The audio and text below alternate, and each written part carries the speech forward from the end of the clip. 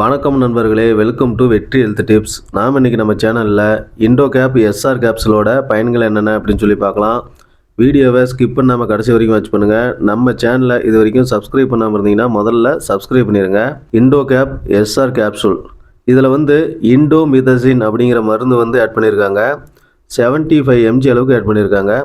இந்த மருந்தை ஜாக்சன் பால் அப்படிங்கிற கம்பெனி தயாரிக்கிறாங்க.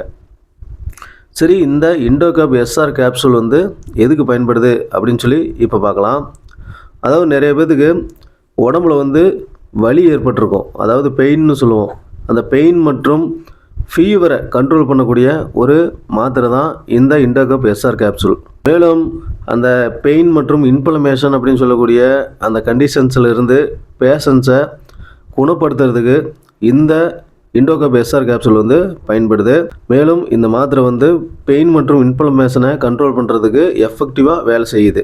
இந்த மருந்தை யாரெல்லாம் யூஸ் பண்ணுறாங்க அப்படின்னு பார்த்தீங்கன்னா, டாக்டர்ஸ் இந்த ருமட்டாய்டு ஆர்த்தரைட்டிஸ், ஆஸ்டியோ ஆர்த்தரைட்டிஸ், அதுமாதிரி கவுட்டுன்னு சொல்லுவோம், அந்த மாதிரி பிரச்சனை இருக்கிறவங்க, அது மட்டும் இல்லாமல் ஆன்கிலோசிங் ஸ்பாண்டிலைட்டிஸ் அப்படின்னு சொல்லக்கூடிய இந்த மாதிரி உடலில் இருக்கக்கூடிய மூட்டுகள், எலும்புகள் போன்ற இடங்களில் ஏற்படக்கூடிய வலிகளை சரி பண்ணுறதுக்கும் அந்த இடங்களில் இருக்கக்கூடிய இன்ஃப்ளமேஷனை குறைக்கிறதுக்கும் டாக்டர் இந்த மருந்தை பரிந்துரை பண்ணுறாங்க.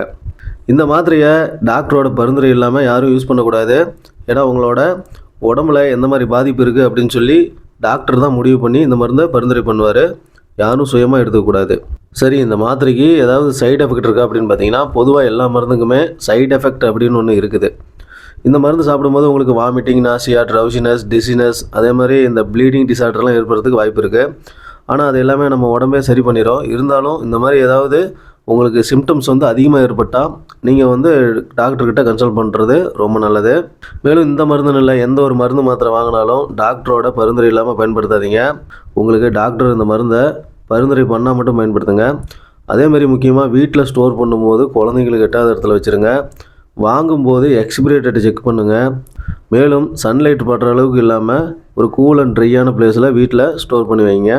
இந்த மாத்திரை பார்த்திங்கன்னா முழுக்க ஒரு வலி நிவாரண மாத்திரையாக பயன்படுது. இந்த வீடியோ உங்களுக்கு பிடிச்சிருந்தா வீடியோவை லைக் பண்ணுங்கள், ஷேர் பண்ணுங்கள், கமெண்ட் பண்ணுங்கள். மறக்காமல் நம்ம சேனலையும் சப்ஸ்கிரைப் பண்ணிடுங்க. நன்றி, வணக்கம்.